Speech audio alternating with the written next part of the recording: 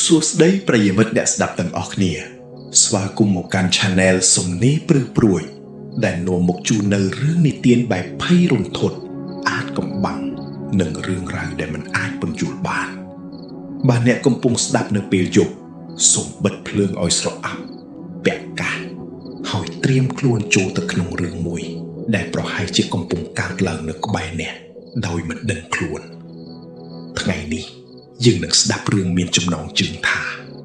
ផ្ទះជួលលេខ13មានអ្នករស់នៅ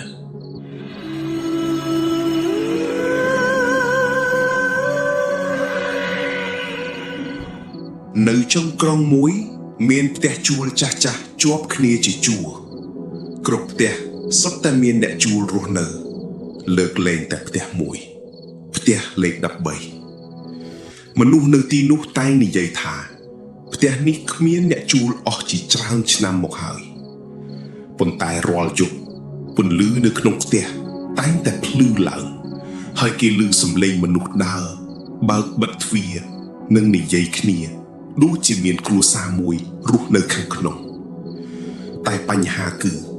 គ្មាននរណាម្នាក់ដែលធ្លាប់ឃើញអ្នករស់នៅទីនោះទេ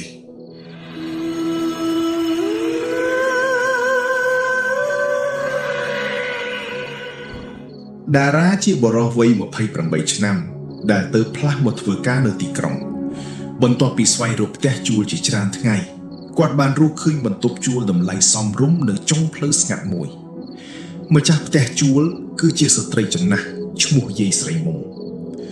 បន្ទប់ទាំងអស់ពេញហើយក្មួយនៅសល់តែបន្ទប់លេខ12ប៉ុណ្ណោះតារាសប្បាយចិត្តព្រោះបន្ទប់លេខ12មានតម្លៃថោកជាងកន្លែងផ្សេងហើយស្អាតគួរសមពេលកំពុងចុះកិច្ចសន្យាគាត់សង្កេតឃើញលេខផ្ទះរំលងពី12ទៅ14គាត់ញញឹមហើយសួរយាយចុះលេខ13ទៅណាមុខរបស់យាយស្រីមុំប្រែជាស្ងប់ស្ងាត់ភ្លាមគ្មានទេកុំសួរអីល្អជាងនិយាយចប់យាយក៏ប្រញាប់បដូរប្រធានបទតារាគិតថាប្រហែលជាម្ចាស់ផ្ទះជឿអបយាយនិយមដូច្នេះគាត់មិនបានចាប់អារម្មណ៍ទៀតទេ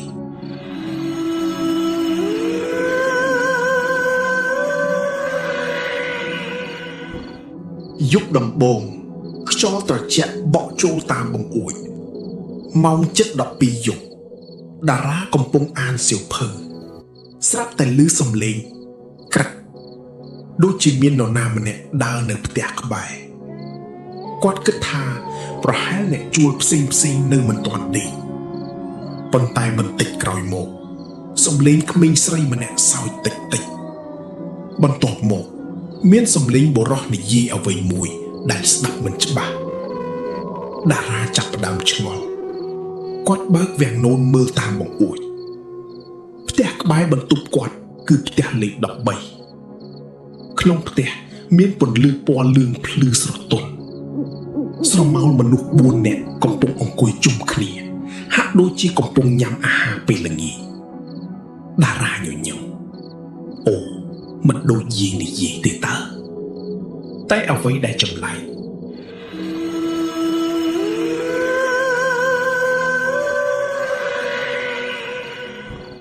នៅព្រឹកបន្ទាប់ពេលគាត់ចេញទៅធ្វើការផ្ទះលេខ13បែរជាចាក់សោធំហើយពោពេញដោយស្មៅដុះជុំវិញធូលីកក់ក្រាស់នៅមុខទ្វារដូចជាគ្មាននរណាបើកវាអស់ជាច្រើនឆ្នាំគាត់សួរអ្នកជួលបន្ទប់លេខ11បុរសនោះសម្លឹងមុខតារាហើយសួរវិញដោយសម្លេងទាបប្អូនយប់មិញប្អូនបានឃើញអីតារាឆ្លើយតាមត្រង់ឃើញគ្រួសារមួយនៅក្នុងផ្ទះលេខ13ភ្លាមនោះមុខបុរសនោះស្លេកស្លាំងគាត់និយាយមួយម៉ាត់បើនៅចង់រស់កុំមើលទៅផ្ទះនោះទៀតពេលយប់ហើយគាត់ក៏ដើរចេញទៅដោយមិនពន្យល់អ្វីទៀតយប់ទី2តារាព្យាយាមមិនខ្វល់ប៉ុន្តែម៉ោង12យប់ដដែលសំឡេងក្មេងស្រីច្រៀងបទមិនស្គាល់មួយបានលាន់ចេញពីផ្ទះលេខ13លើកនេះគាត់មិនអាចទុកចិត្តបានទៀតទេគាត់បើកបង្អួចមើលម្ដងទៀត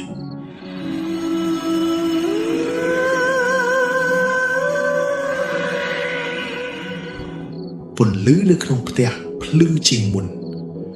គ្រួសារដដែលកំពុងអង្គុយតុអាហារប៉ុន្តែលើកនេះមនុស្សស្រីម្នាក់ដែលអង្គុយបែរខ្នងស្រាប់តែបង្វិលក្បាលមកក្បាលនាងបង្វិលយឺតរហូតដល់មុខបែរមករកតារាទាំងរាងកាយនៅតែបែរខ្នងដដែលនាងញញឹមភ្នែកទាំងពីរខ្មៅងងឹតគ្មានគ្រាប់ភ្នែកហើយលើកដៃហៅតារាឲ្យចូលមកក្នុងផ្ទះតារាភ័យស្លន់ស្លោទីងវាំងដូនបិទភ្លាមបេះដូងគាត់លូតញាស់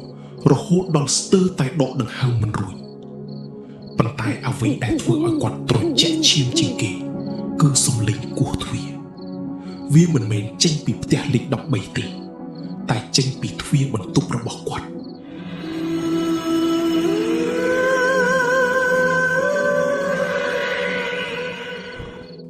សំឡេងគោះទ្វារនៅតែបន្តដោយមានចន្លោះស្មើគ្នាតារាឈោស្ងៀមដៃរបស់គាត់ញ័រតិចខណៈបេះដូងលោតញាប់មិនឈប់គាត់មិនហ៊ានបើកទ្វារទេប៉ុន្តែសំឡេងមួយបានបន្លឺឡើងពីខាងក្រៅជួយបើកទ្វារផងខ្ញុំត្រជាក់ណាស់វាជាសំឡេងស្ត្រីវ័យក្មេងស្ដាប់ទៅទន់ភ្លន់និងសោកសៅតារាស្ទាក់ស្ទើរគាត់ខិតទៅចិត្តរុនមើលទ្វារខាងក្រៅគ្មាននរណាម្នាក់ឈរនោះទេមានតែច្រកភ្លើងងងឹតនិងអំពូលមួយដែលកំពុងផ្លឹបផ្លេកគាត់ដកដង្ហើមធំហើយដើរថយក្រោយភ្លាមនោះសំឡេងគោះមួយខ្លាំងជាងមុនលើកនេះមិនមែននៅទ្វារទៀតទេតែនៅបង្អួចតារាបង្វិលខ្លួនយឺតខាងក្រៅបង្អួចមានមុខស្ត្រីម្នាក់បិទជាប់កញ្ចក់សក់វែងគ្របពេញមុខស្បែកសស្លេកដូចមនុស្សស្លាប់ហើយបបូរមាត់របស់នាងកំពុងញញឹមយឺត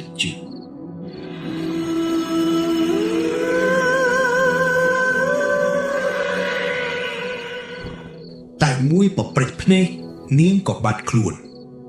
តារាទាញវាំងនោនបិទហើយមិនហ៊ានមើលម្ដងទៀតគាត់នៅអង្គុយរហូតដល់ភ្លឺព្រឹកឡើងតារាទៅរកយាយស្រីមុំយាយ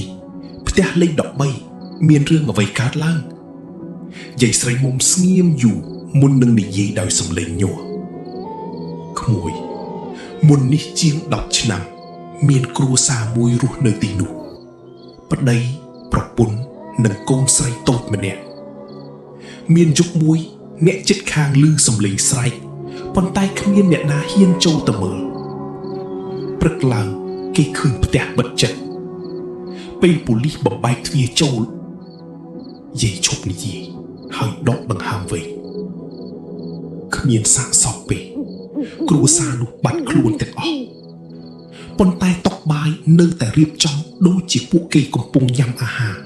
ហើយអាហារនៅតែក្តៅតារាមានអារម្មណ៍ត្រជាក់ឆ្អឹងខ្នងហើយក្រោយមកយាយឆ្លើយតិច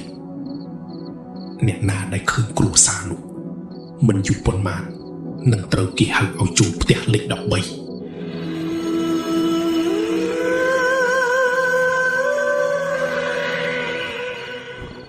យកបន្ទាប់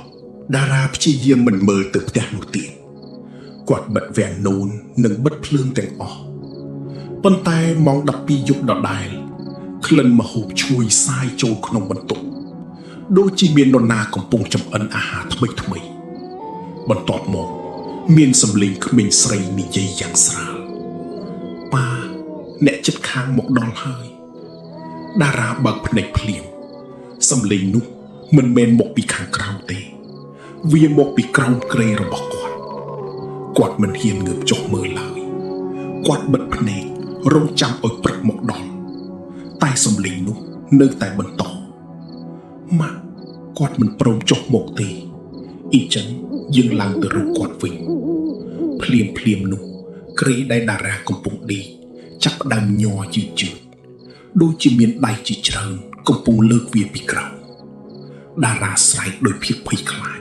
ហើយរត់ចេញពីបន្ទប់ដោយមិនទាន់ស្លៀកស្បែកជើងផង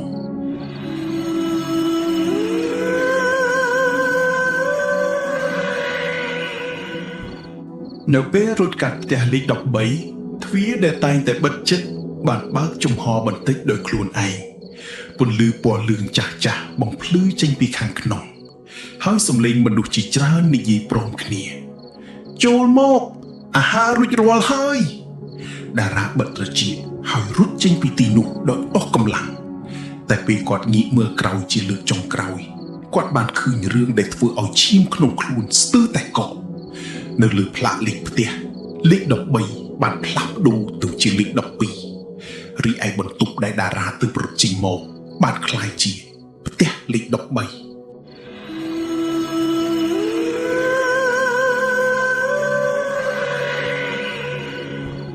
តារាឈរនៅចុងផ្លូវទាំងខ្យល់ដង្ហើមកន្ត្រាក់គាត់ខំសម្លឹងមើលអាគារជួលម្ដងទៀតប៉ុន្តែលេខនៅលើជញ្ជាំងបានត្រឡប់ទៅដូចដើមវិញបន្ទប់របស់គាត់គឺលេខ12រីឯផ្ទះអាតកំបាំងគឺលេខ13គាត់ចាប់ផ្ដើមសង្ស័យថាតើអ្វីដែលគាត់បានឃើញគឺជាការពិតឬជាការលេងសើចរបស់វិញ្ញាណនៅព្រឹកថ្ងៃបន្ទាប់តារាមិនទៅធ្វើការទេគាត់សម្រេចចាត់ស៊ើបអង្កេតរឿងផ្ទះលេខ13គាត់បានទៅបណ្ណាល័យចាស់មួយដើម្បីរកកាសែតចាស់បន្ទាប់ពីស្វែងរកអស់ជាច្រើនម៉ោងគាត់បានរកឃើញព័ត៌មានមួយចុះផ្សាយកាលពី12ឆ្នាំមុនចំណងជើងសរសេរថាគ្រួសារមួយបាត់ខ្លួនក្នុងផ្ទះជួលដោយគ្មានមូលហេតុក្នុងរូបថតមានប្តីប្រពន្ធនិងកូនស្រីតូចម្នាក់កំពុងញញឹមយ៉ាងមានសុភមង្គល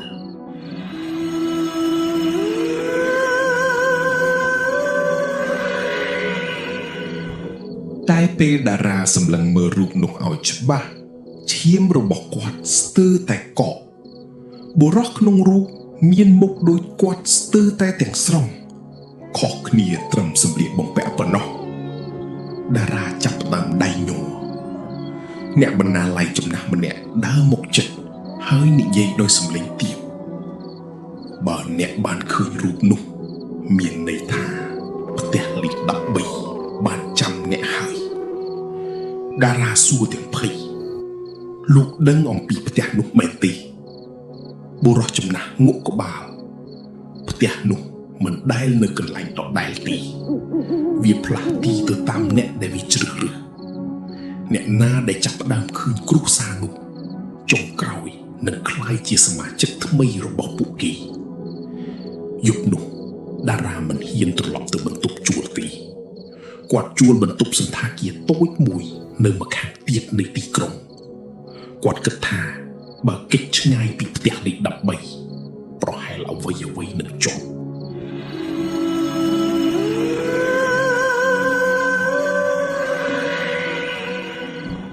ប៉ុន្តែនៅម៉ោង12យប់ទូរទស្សន៍ដែលបិទស្រាប់តែបើកឡើងដោយខ្លួនឯងអេក្រង់បង្ហាញរូបភាពផ្ទះជួលលេខ13កាមេរ៉ាបង្ហាញទ្វារផ្ទះយឺតបន្ទាប់មកគ្រួសារនោះបានដើរចេញមកប្តីប្រពន្ធនិងកូនស្រីឈរសម្លឹងមកកាមេរ៉ា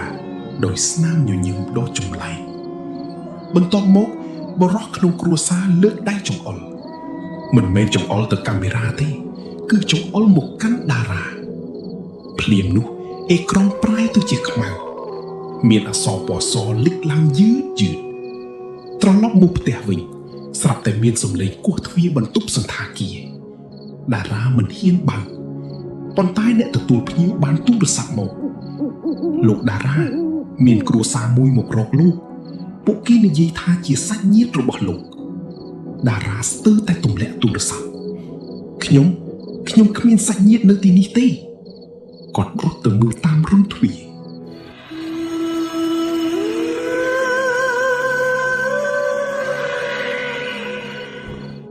នៅច្រកផ្លូវមានមនុស្ស3នាក់ឈរស្ងៀមប្តីប្រពន្ធនិងកូនស្រីតូចអ្នកទាំង3ញញឹមដូចគ្នាកូនស្រីលើកតុក្កតាចាស់មួយឡើងហើយនិយាយដោយសំឡេងស្រទន់ប៉ាម៉ាក់យើងមកទទួលគាត់ទៅផ្ទះវិញហើយភ្លាមនោះភ្លើងក្នុងសន្តាគារទាំងមូលរលត់ភាពងងឹតបានគ្របដណ្ដប់គ្រប់ទីកន្លែង តារាបានឮសំឡេងជំហៀងជាច្រើនមិនមែននៅក្រៅបន្ទប់ទៀតទេប៉ុន្តែនៅខាងក្នុងបន្ទប់របស់គាត់ដឹងច្បាស់ថាទ្វារមិនដែលបើកសោះតែពួកគេបានចូលមកហើយ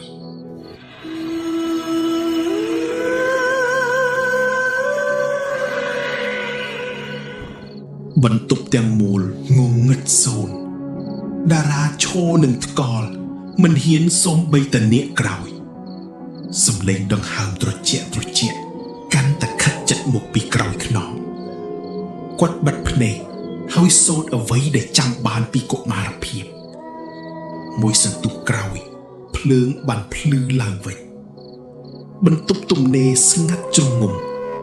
ដូចជាគ្មានអ្វីកើតឡើងប៉ុន្តែនៅលើតុក្បែរគ្រែមានសោដៃចាស់មួយសោនោះច្រេះខ្មៅហើយមានស្លាកតូចមួយចងភ្ជាប់ជាមួយនៅលើស្លាកសរសេរតែ3ពាក្យប៉ុណ្ណោះបន្ទប់ក្រោមដីតារាមិនដែលឃើញសោនេះពីមុនទេអ្នកទទួលភ្ញៀវសន្តាគារក៏ប្រាប់ថាគ្មាននរណាចូលបន្ទប់របស់គាត់ឡើយ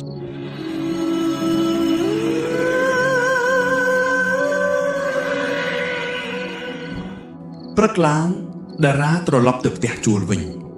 គាត់យកសោទៅសួរយាយស្រីមុំពេលឃើញសោយាយស្រីមុំស្ទើរតែទម្លាក់ពីតែពីដៃក្មួយបានវាមកពីណាតារានិយាយគ្រប់យ៉ាងដែលបានកើតឡើងយាយស្រីមុំអង្គុយស្ងៀមមុខស្លេកស្លាំងខ្ញុំមិនដែលប្រាប់អ្នកណាទេក្រោមផ្ទះលេខ13មានបន្ទប់មួយដែលត្រូវបានបិទជាង20ឆ្នាំហើយម្ចាស់ផ្ទះដើមបានបញ្ជាឲ្យគេចាក់សោវាហើយហាមបើកជាដាច់ខាតតារាសួរភ្លាមមានអ្វីនៅខាងក្រោមយាយក្របីក្បាលគ្មាននរណាដឹងទេអ្នកដែលធ្លាប់ចុះទៅមិនដែលត្រឡប់មកវិញ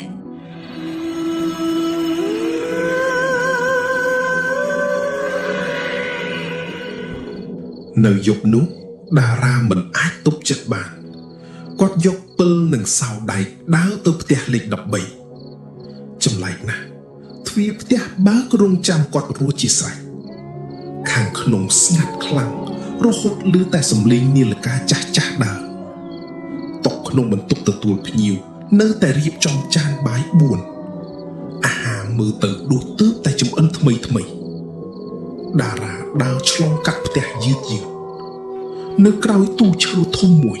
គាត់បានឃើញទ្វារដៃតូចមួយមានរុនសោដែលត្រូវនឹងសោក្នុងដៃរបស់គាត់តារាដកដង្ហើមវែងហើយបញ្ចូលសោបង្វិលដងងាយទ្វារបើកយឺតខ្យល់ត្រជាក់ខ្លាំងមួយបក់ចេញពីខាងក្រៅ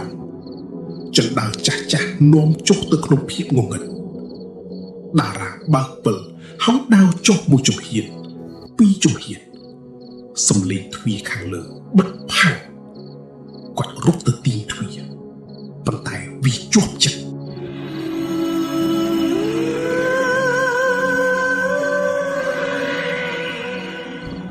គាត់គ្មានផ្លូវត្រឡប់ឡើងវិញទៀតទេនៅចុងជណ្ដើរមានបន្ទប់ធំមួយជញ្ជាំងពោពេញដោយរូបថតរាប់រយសន្លឹករូបថតមនុស្សដែលបាត់ខ្លួនជាច្រើនឆ្នាំក្មេងៗមនុស្សចាស់គ្រួសារទាំងមូលហើយនៅកណ្ដាលជញ្ជាំងមានរូបថតថ្មីមួយជារូបតារារូបដែលគាត់មិនធ្លាប់ថតពីមុនក្រោមរូបមានកាលបរិច្ឆេទថ្ងៃស្អែកតារាស្ទើរតែដួលទៅលើដីស្រាប់តែមានសំឡេងបន្លឺពីភាពងងឹតរូបថតចុងក្រោយនៅសល់តែពេលវេលាប៉ុណ្ណោះពន្លឺពិលចាប់ផ្ដើមភ្លឹបភ្លេងហើយនៅពេលវាភ្លឺឡើងម្ដងទៀតគ្រួសារអាចកំបាំងទាំង3នាក់កំពុងឈរព័ទ្ធជុំវិញតារាបរោះនោះញញឹមហើយនិយាយដោយសំឡេងត្រជាក់ស្វាគមន៍មកកាន់គ្រួសារលេខ13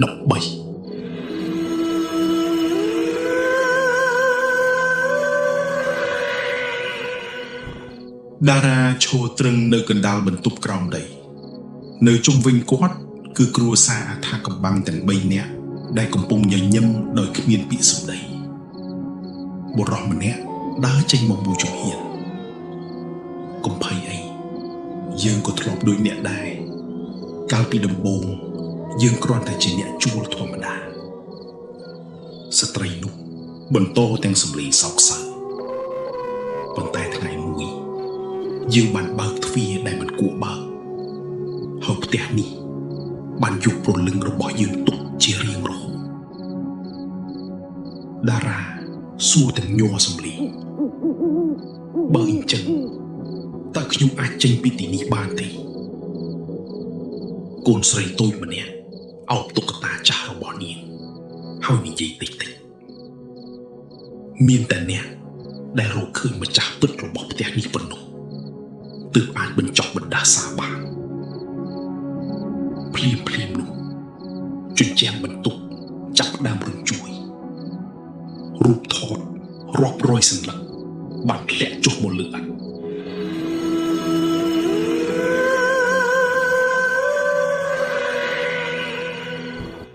នៅពីក្រោយរូបថតមានទ្វារឈើចាស់មួយលាក់ខ្លួនតារាប្រមូលកម្លាំងរត់ទៅបើកវាខាងក្នុងគឺជាបន្ទប់តូចងងឹតមួយនៅកណ្ដាលបន្ទប់មានកៅអីឈើមួយលើកៅអីមានបុរសចំណាស់ម្នាក់អង្គុយស្ងៀមរាងកាយរបស់គាត់ស្ងួតស្គឿមដូចសាកសពប៉ុន្តែភ្នែកទាំងពីរនៅតែបើកបុរសនោះញញឹមយឺតៗទីបំផុតមានអ្នកមកជំនួសខ្ញុំហើយតារាសួរទាំងភ័យលោកជានរណាបុរសចំណាស់ឆ្លើយខ្ញុំជាម្ចាស់ផ្ទះនេះកាលពី50ឆ្នាំមុនខ្ញុំបានធ្វើពិធីមួយដើម្បីសុំឲ្យខ្លួនឯងរស់ជារៀងរហូតប៉ុន្តែតម្លៃដែលត្រូវបង់គឺផ្ទះនេះត្រូវតែមានព្រលឹងថ្មីជួយមកជានិច្ចបើគ្មានជនរងគ្រោះថ្មីខ្ញុំនឹងរលាយបាត់តារាដឹងភ្លាមថាមូលហេតុនៃបណ្ដាសាទាំងអស់គឺបុរសម្នាក់នេះ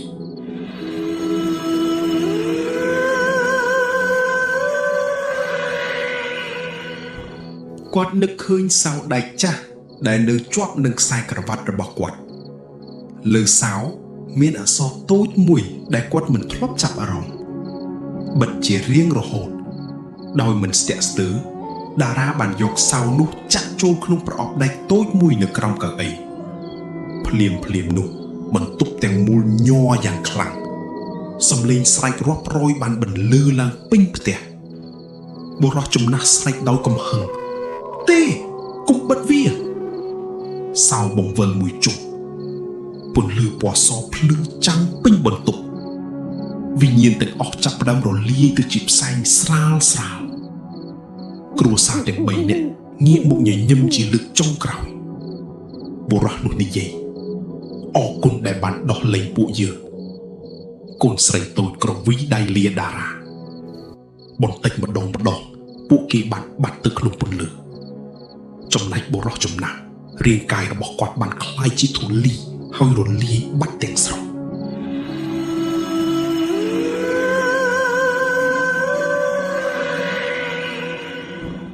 បន្ទប់ក្រោមដីបានដួលរលំ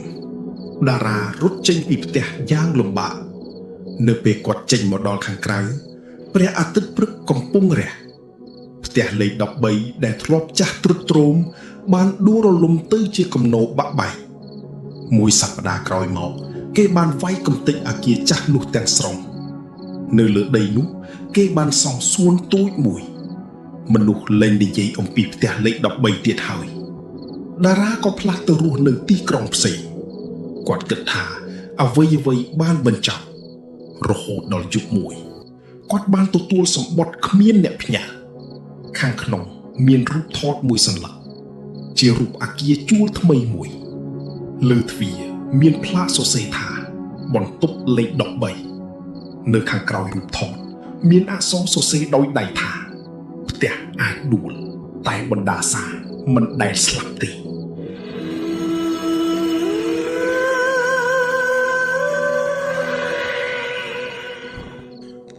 ពីថ្ងៃនោះមកគ្មាននរណាដឹងថាបណ្ដាសានៃផ្ទះលេខ13បានបញ្ចប់ពិតប្រាកដឬគ្រាន់តែបានផ្លាស់ទីទៅកន្លែងថ្មីប្រហែលជានៅទីក្រុងណាមួយមានអគារជួលមួយដែលមិនមានអ្នកណាហ៊ានចូលរស់នៅឬប្រហែលជានៅពេលអ្នកកំពុងស្វែងរកផ្ទះជួលតម្លៃថោកខុសធម្មតាអ្នកអាចនឹងឃើញទ្វារមួយដែលមានផ្លាកលេខ13ហើយប្រសិនបើនៅពាក់កណ្ដាលអត្រាអ្នកឮសំឡេងគោះទ្វារសូមចងចាំរឿងនេះកុំបើកទ្វារព្រោះអ្នកដែលឈុំនៅខាងក្រោយប្រហែលជាមិនមែនជាមនុស្សទេ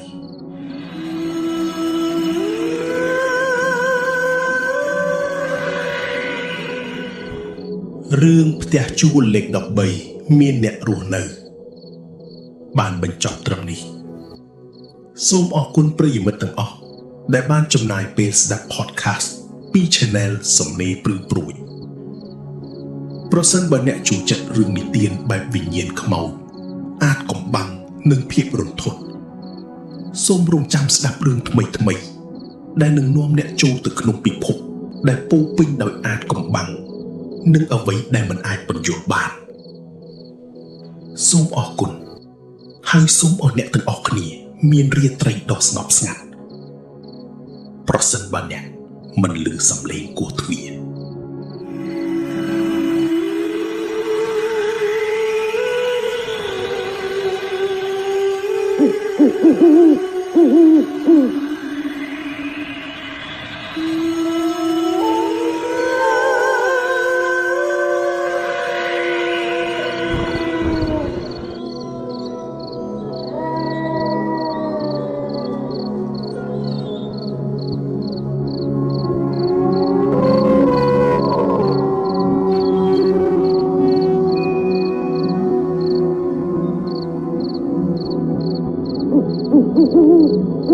Mm-hmm.